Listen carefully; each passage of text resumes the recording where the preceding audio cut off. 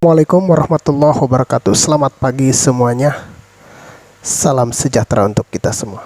Anak-anak sekalian yang Bapak sayangi, hari ini Bapak akan menyampaikan pembelajaran, yaitu menyajikan teks diskusi. Sebelum kita mulai pembelajaran, mari kita berdoa. Berdoa dimulai. Berdoa selesai. Tujuan pembelajaran pada hari ini adalah menyusun ragam teks diskusi, kemudian menyusun teks diskusi baik secara lisan maupun secara tertulis. Yang kedua, menyajikan dan pembahasan hasil telah model teks diskusi, kemudian memahami penggunaan perantai, kohesi, koherensi, konjungsi, modalitas, kosakata, evaluatif, emotif untuk meyakinkan pembaca pendengar dalam teks diskusi. Kemudian kita harus mengenal tujuan dan fungsi teks diskusi, mengetahui struktur retorik teks diskusi, mengidentifikasi ciri-ciri kebahasan teks diskusi, menganalisis struktur retorik model teks diskusi, menganalisis ciri kebahasan model teks diskusi. Nah, kemarin kita membahas yaitu mengidentifikasi teks diskusi, kemudian menyimpulkan teks diskusi. Maka untuk hari ini adalah struktur teks diskusi dan isi teks diskusi. Secara umum teks diskusi disusun untuk menyajikan pendapat, sudut pandang atau perspektif yang berbeda terhadap suatu permasalahan. Kegiatan ini dapat dijumpai misalnya pada rapat OSIS, penyusunan kegiatan OSIS, itu yang biasa dilakukan di sekolah. Kalau di lingkungan adalah ada rapat RT. Setiap orang bisa memberikan pendapatnya yang berbeda-beda. Ada pendapat yang mendukung satu opini, kemudian ada juga yang tidak mendukung gagasan-gagasan tersebut. Maka itu harus ada penyelesaiannya dalam teks diskusi, baik dalam suatu organisasi di sekolah ataupun di lingkungan masyarakat. Tadi kalau di sekolah kegiatan OSIS, rapat OSIS, kemudian yang di lingkungan untuk tingkat pemerintah paling bawah adalah RT, rukun tetangga.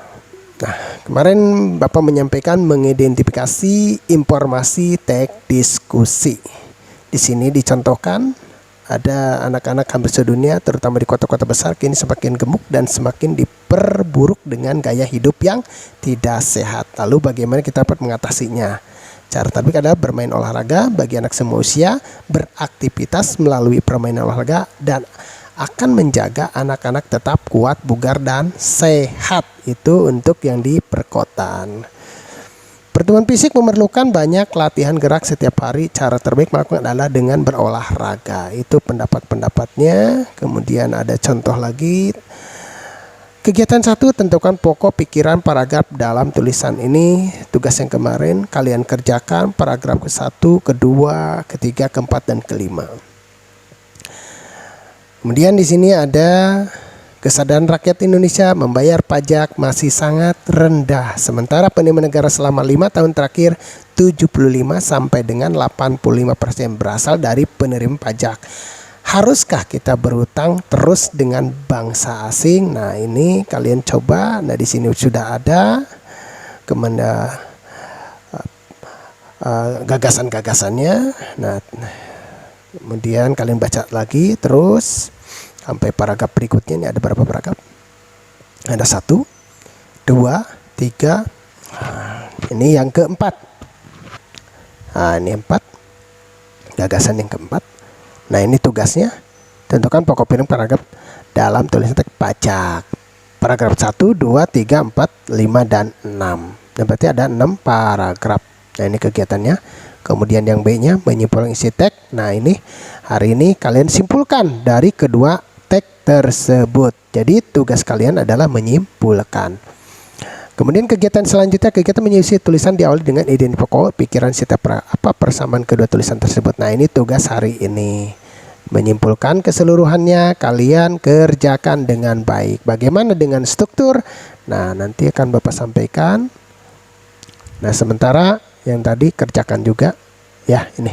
Baik anak sekalian, untuk mengakhiri kegiatan pembelajaran hari ini bahwa ada 2 paragraf. Yang pertama adalah cara hidup sehat di perkotaan, yang kedua adalah kesan rakyat Indonesia membayar pajak. Jadi isi semuanya, kerjakan dengan baik, apa-apa saja pokok-pokok pikiran paragraf pada teks tersebut, yaitu teks diskusi tersebut. Kemudian simpulkan. Nah, ini juga dikerjakan, ada di halaman 121. Kemudian untuk struktur teks diskusi nanti akan Bapak bahas kembali lebih lanjut, karena Bapak harus menjelaskan masalah ini dulu. Ada kegiatan hari ini adalah menyimpulkan isi tulisan diawali dengan identifikasi pokok pikiran setiap paragraf. Apa saja? Apakah persamaan kedua tulisan itu? Kedua, adakah perbedaan antara kedua tulisan tersebut? 3. Di manakah perbedaannya? 4. Manakah yang termasuk teks diskusi? Yang selanjutnya adalah inilah kesimpulan teks diskusi. Simpulannya seperti apa? Di antara teks 1 dan 2. Baiklah, anak sekalian, cukup materi hari ini. Bapak tidak banyak menyampaikan kegiatan pada hari ini. Mudah-mudahan bisa bermanfaat dan kalian tetap semangat dalam belajar. Apabila ada kata-kata atau pembahasan yang kurang, kalian bisa bertanya melalui Messenger, WA, atau yang lainnya. Untuk tugas kalian kerjakan di GCR, kirim GCR untuk kegiatan pada hari ini. Dan satu lagi, kita sama-sama berdoa kepada Allah, mudah-mudahan wabah dan penyakit ini cepat berakhir dan kita bisa beraktivitas pembelajaran tatap muka. Kita berdoa. Sebelum diakhiri, berdoa dimulai.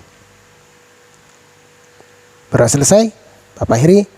Wabillahi taufiq wal hidayah. Assalamualaikum warahmatullahi wabarakatuh. Tetap semangat dalam belajar.